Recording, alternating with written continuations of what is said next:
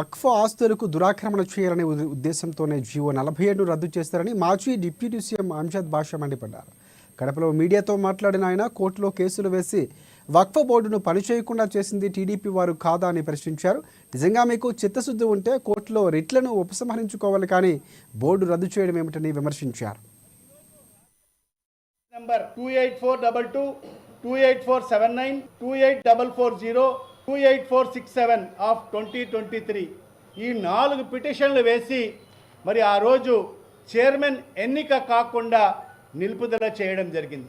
మరి ఈరోజు ఈ రిట్ పిటిషన్స్ అన్నీ కూడా హైకోర్టులో పెండింగ్లో ఉన్నాయి.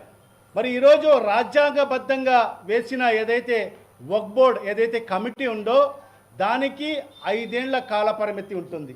అంటే 2023లో దానికి ఈ కమిటీ వేస్తే దీనికి 5 ఏళ్ళు అనగా 23, 24, 25, 26, 27, 28 వరకు మరి దీనికి కాల పరిమితి ఉంటుంది. మరి ఈరోజు వాళ్ళకు అవకాశం